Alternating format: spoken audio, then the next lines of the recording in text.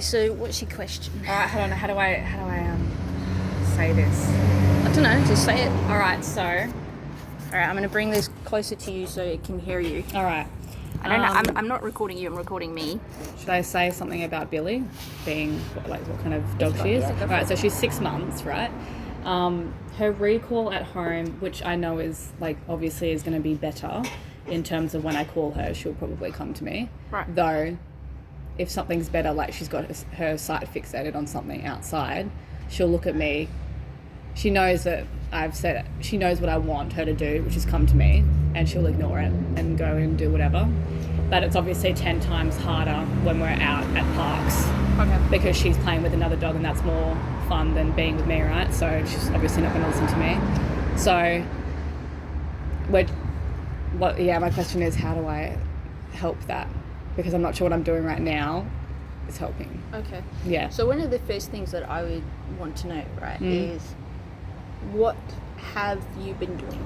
So so one is, how did you teach her the recall? And then two is like, when she wasn't recalling out in the real world, what did you do? Yeah, okay. Yeah. So give me a bit more of that. Okay, so usually at home, like for her training and stuff, I'll be like, so I've picked a word which is here.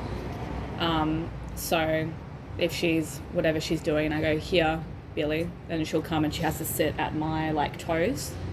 And if she's a little bit away, I'm here, and then she'll know to come and sit at my toes. Right. And then I reward that, and then we do that over and over again. So my question would be, if she's not doing it, so you go here, and she doesn't. So let's say she comes, but she doesn't sit at your toes. What do you do? I'll say here again, and she usually will come a bit closer. Or I'll point to it. Okay. Yeah. And what if you say here and she doesn't come in the first place? At home now. Usually I'll go get her because she's usually outside and she's probably doing something she shouldn't be. Right. Okay. That's why I usually say here. Oh, okay. Yeah. Okay, cool. But obviously if she's just inside and I'm training her, she's not fixated on anything, so it's obviously easier for her to come to me because she's got nothing else to do. Yeah, I guess. Motivated. Yeah. So I guess, I need to put it into action. Well, I'm trying to put it into action when she is distracted. Yes. And I want her to come to me. Yes. But that's not working, and I'm not sure if she's testing the boundaries because she's 6 months, or obviously I just need to have a certain training method that'll help that. Okay. And then obviously we need to put that Yep. into the real world when she's playing with dogs at parks. So while I'm just thinking it a little bit, next question is, if you don't have a recall with her, how does that change your life with her? If we want to leave the park, or if she's as in, why do I want her to have a recall? No, I mean, let's say she doesn't have a recall. What does that stop you from doing with her? So there's a reason there is a reason you want. But let's say you don't get the recall. Yeah. What is the lack of having a recall limiting you to do with her? I guess this sounds terrible, but have control of her, I suppose. Yeah. And if she's in dangerous situations and I want her out of it, I don't want her getting into a dangerous situation. Yeah. So I don't want her to get hurt. So you're conveying to me that, because some people want to recall purely for ego's sake, and some people want to recall purely for safety, and some people want to recall for both. Some people oh, let me show you, I can recall my dog out of anything, and other people are no, maybe due to bad experiences, they're I just want to be able to get her out. Yeah. Well, I think I just want her to be safe, and that's kind of. I mean, I want her to be a dog. I don't want her to just be she's having fun and there's nothing wrong, and then just be here. I want her to do that. But if she's in a dangerous situation, that's when I want her to have a recall. All right. Yeah. So there'll be the very first thing and any dog trainer will start talking to you about is how you taught her the recall.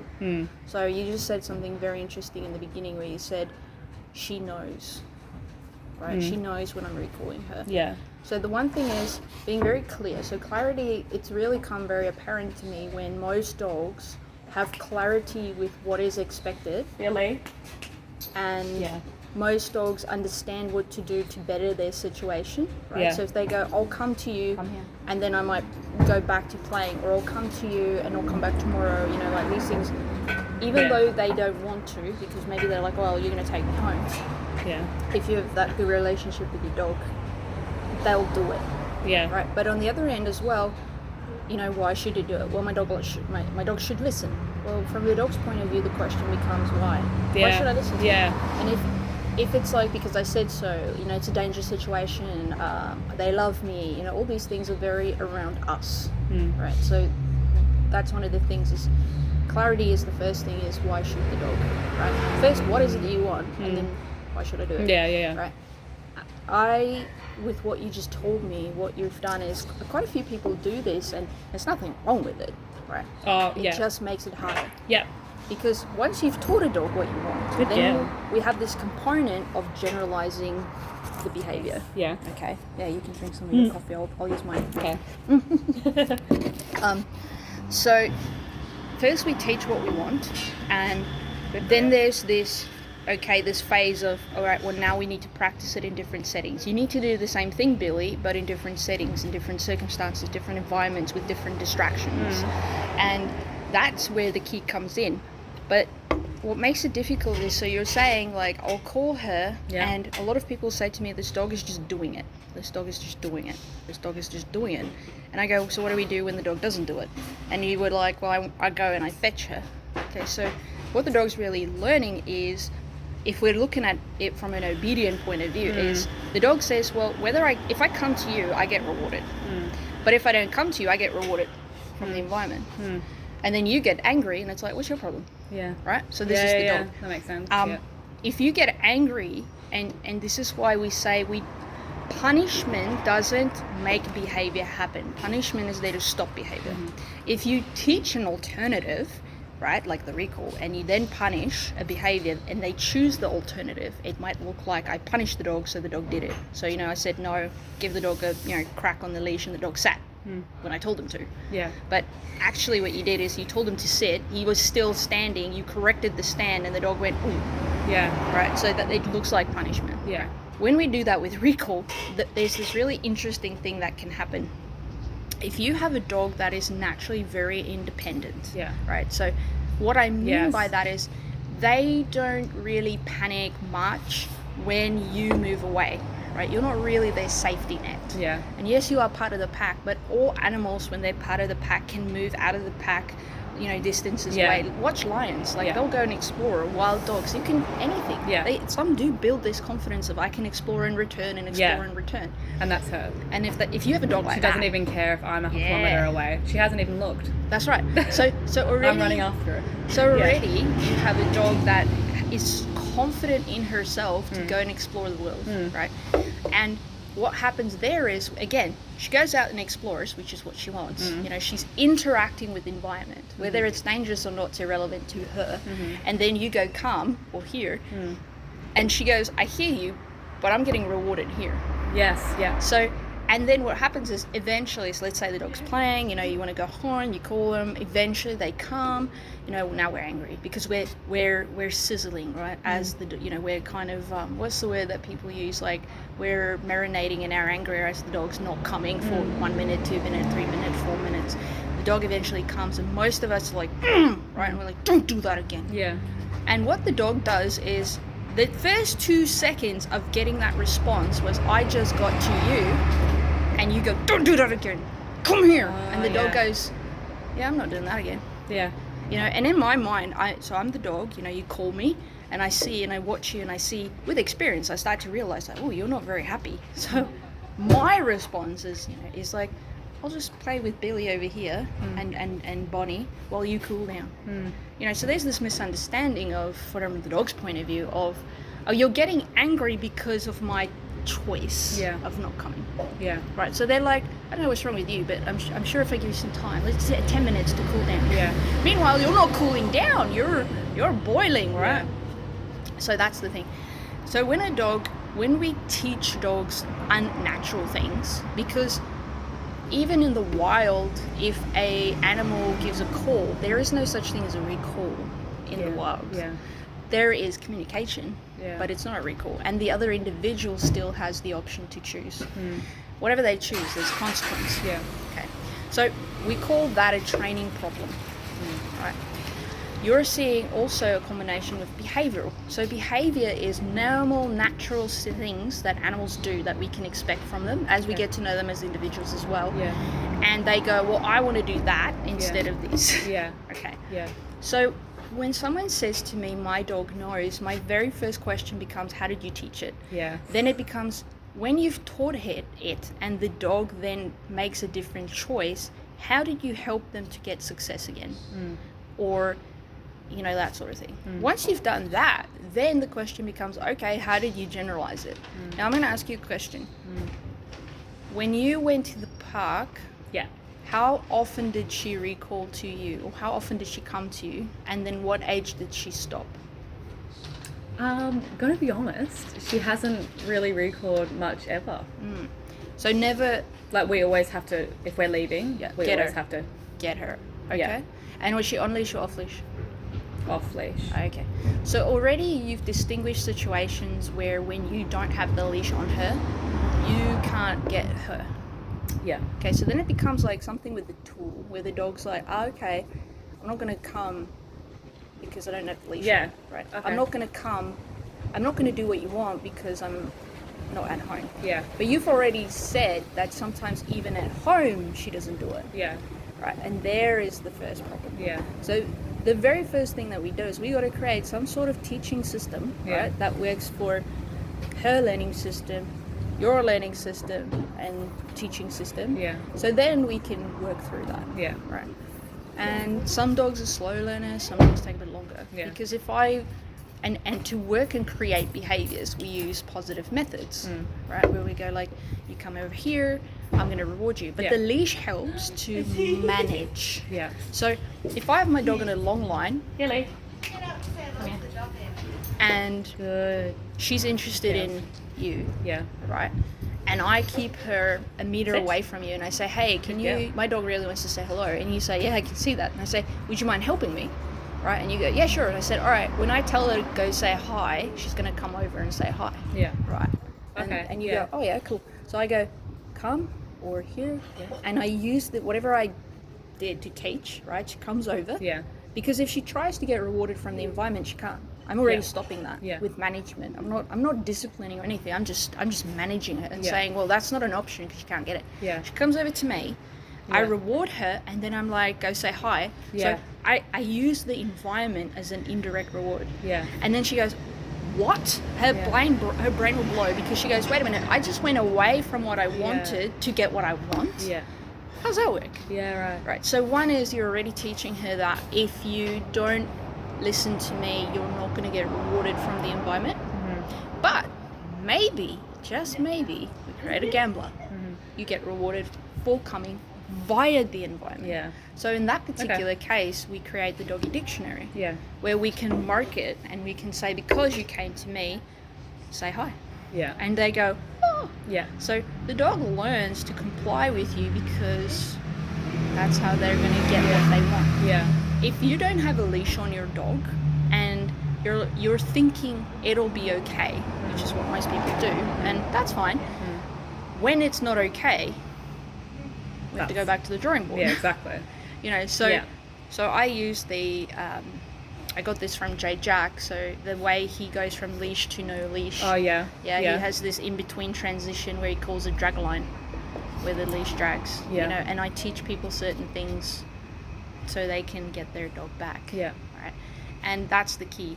Some people. So that's one very fluffy way. Yeah. Then there's other ways like really rigid, black and white. You know, like for me, you get the what do they call it? The sit front. So the dog comes in front, sits down. Mm-hmm. I actually teach a stationary position first, and I actually teach my dog coming from the left as I'm sitting, coming in, release to the right, come from the right, release to the left. So once my dog's like, oh, here means come in between Ariza's legs while she's sitting.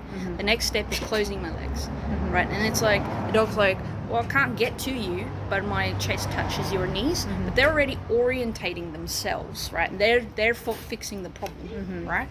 And then the next one's like a 3/4 squat, which is always fun because I do all these wall sits. Yeah. And then from there I do a stand, right? So the dog has learned when I say come or here or oi or whatever, that particular word means a particular picture to the dog. It's, oh, Ariza wants me to be in front of her, very close, sometimes even touching my belt buckle.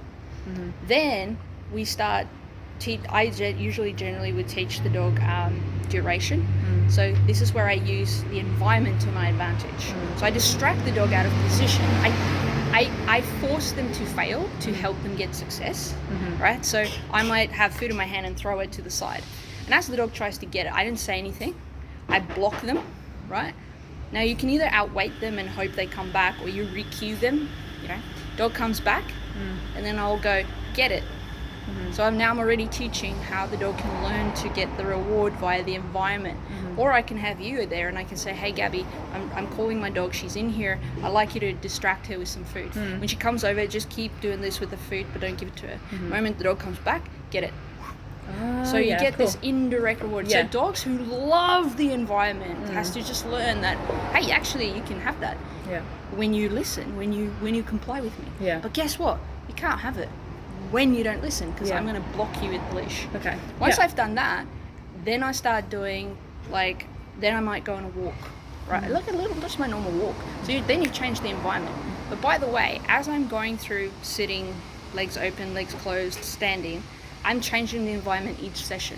My dog's already starting to understand, it doesn't matter which room we're in the house, or inside or outside. She still wants the same thing.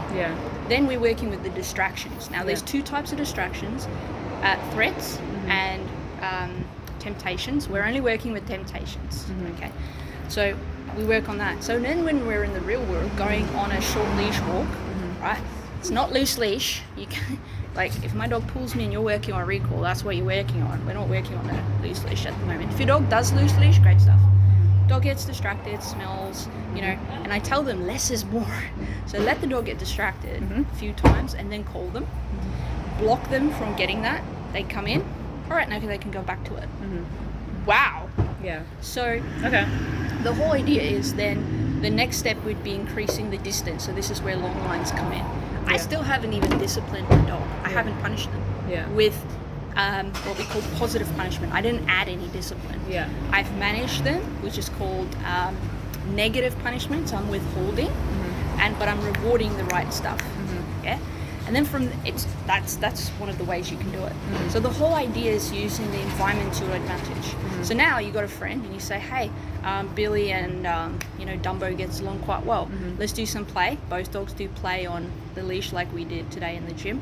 And you go, break, and then your friend steps on their leash, you step on your leash, and then you call. And you just make sure, so as you call your dog, ask them to move out of the way, right, so that they can't engage. Now she has to make a choice when she's in a high state of arousal. So she comes over, and then you can reward her either with some cuddles, right, or you can go say hi. And you practice that. And what happens is the recall doesn't mean the end of play. The recall might just mean a break. And this is another way to train the recall. Right. And then there's a few other different variations of each of that.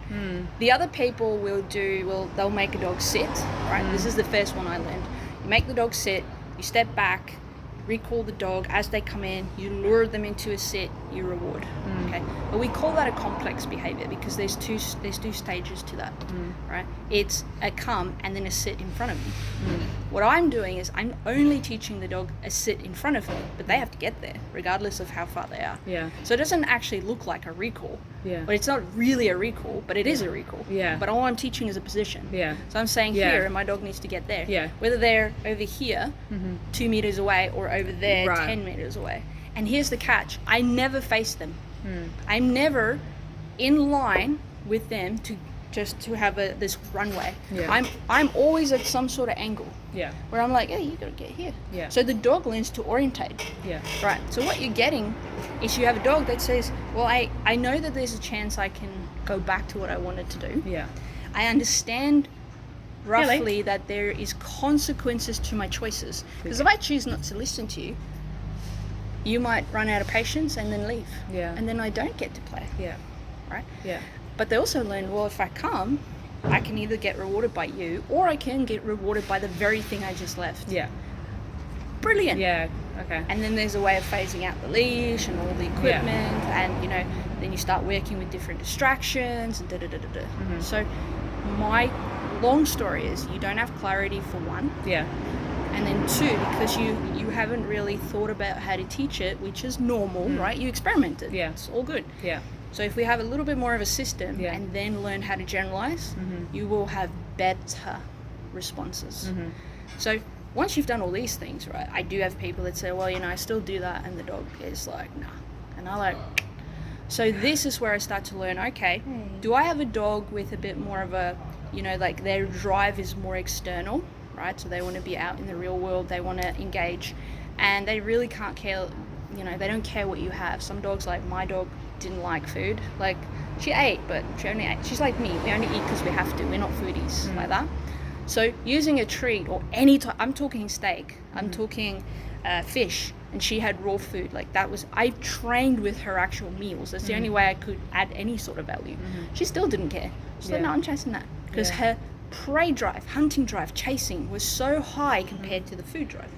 So using the food drive to motivate is not smart because she doesn't value that. Yeah. That's like me trying to pay you in rand, and you're like, and one, like 10 rand is $1. So I'll go, here's 10 rand, and you're like, it's $1. What? No. Yeah. Okay. So you're trying to use currency that's not valuable to the dog, right? Okay. So then we got to figure that out. The second thing is there are really dogs who just don't understand if they don't recall the danger, right? Yeah. So here are these different tools that people use. Some people use long lines, some people use chains that they throw just to startle the dog, right? I use the remote collar. So I use what we call negative reinforcement first, where I tap them and annoy them until they come in. That stops, and they get rewarded. So the reward in comparison to the annoyance is quite, huge. Right. Yeah. Then later on, when I then work on what we call a correction, meaning I'm now going to give you a cramp, because I've taught the alternative behavior, the dog can't help but do it. And that's how I get it. The difference is I am teaching the way I like to tell it to people is I'm trying to teach my dog, I'm overwatch, right? And when I say come, it's like an alarm saying get into the shelter because there's bombs in there. So if you get caught out there, you're going to get zapped, right? Or a cramp, because that's what it is. So I call my dog, right?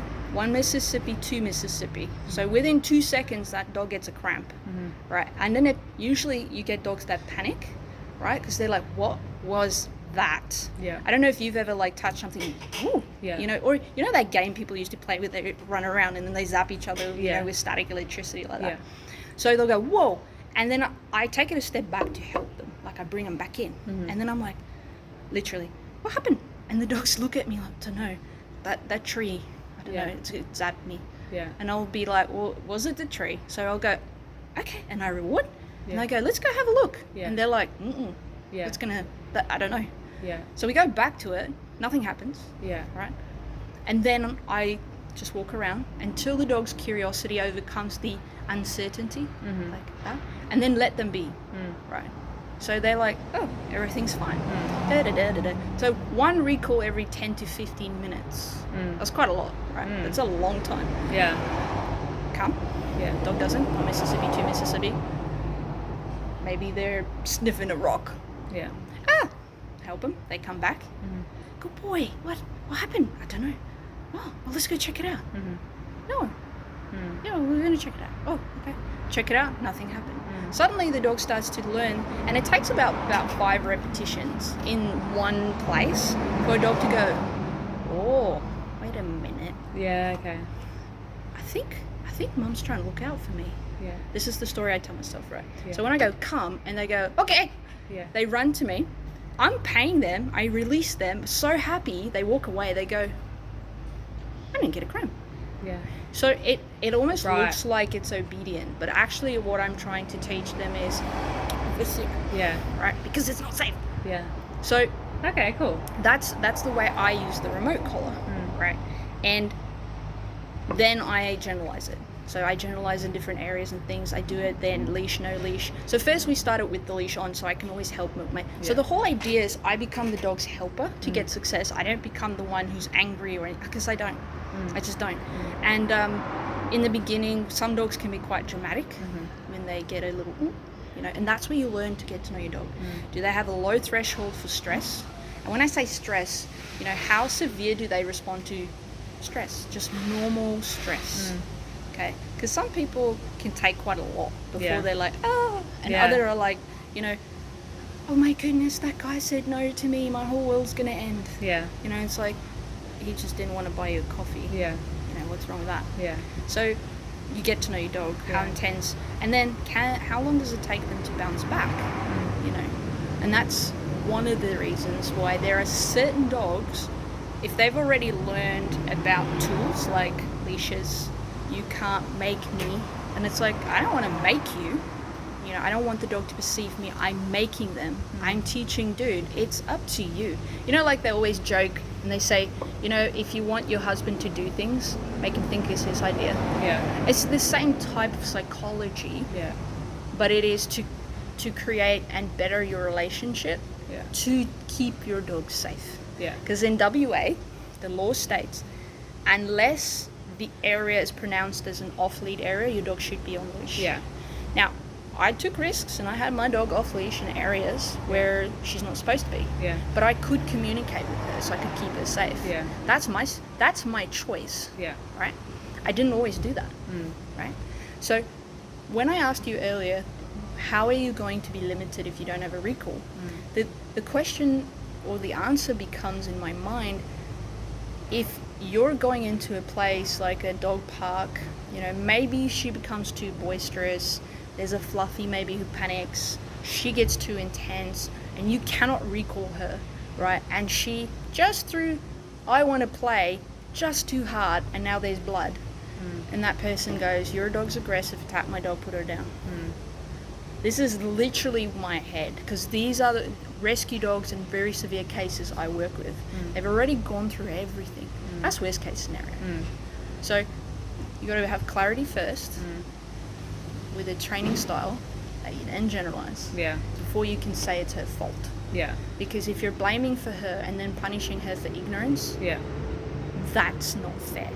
That's just my opinion. It can, if you get punished for ignorance and you think it is the environment, or you think it's that person, or you think it's that dog, and you become a victim mentality, you will never change anything.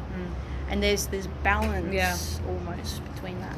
So some people, they, with obedience, they teach, they're like, no, it's all on the owner. No, that's a lot of weight to carry. If it's just on you. Because that means you cannot let your attention slip for a moment, because then when the dog makes a bad decision, that's your fault. So for me, I like to have that relationship where I can, get the dog to comply, not control, but influence. But also, the dog needs to learn to make good decisions.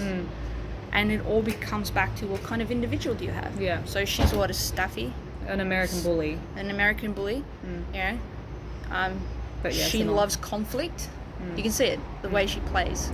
She loves playing. She loves her own species more than she likes humans. Watch her. She doesn't come she does. So she's a dog-affiliated dog, right? So there's already two things that we know. We know she likes intense play. If a dog hasn't learned how to think through intense arousal, that's an actual skill. That's why when you go and practice first aid, does not mean you're going to do it when it's real. Because that's a different. So we expect our dogs to know, because we know. We expect our dogs to respond like that. We expect our dogs to be able to do things in high states of arousal situations when we haven't practiced and get success. And then we're shocked as to, well, I don't know why they failed. And that can be unfair to the dog. Depends on how fair you want to be.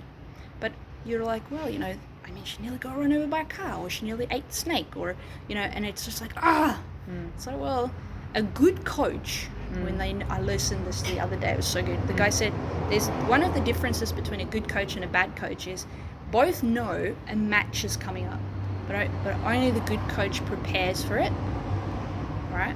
The bad coach doesn't, and then screams at the kids when they're in the game. So which one is more fair to the kid? And that's kind of where we're coming from. So yes, age does play a role, because she's already independent. Wait till she's past her sexual maturity. Then you can see a different dog. Not different. She should be more independent and be like, I love exploring. Yeah. I have a dog that's complete opposite. Yeah. You go about 3 or 5 meters away from him and he's like, no. Right. Super easy dog to recall. Okay. Yeah. Because all you do is when he's not paying attention, you stand behind a tree. Yeah. And then go, and then he looks and he panics. He's like, oh my soul, where is she? And then when he finds me, I'm like, hi, you found me. And you should see him. Like, so when we're walking around and I whistle, he's like, oh no, you don't. You get lost all the time. This is the story I'm telling myself. It's funny. Yeah. Right, but he's a naturally anxious dog. He's a naturally dog that's a little bit more dependent on my presence. Yeah. So people who have dogs like that, our family dog was like that. What easy. You did, easy. Yeah. And that's why it's like, does our teaching fit the learning of the dog? Yeah. Okay. It's a very long spiel. No, but yeah.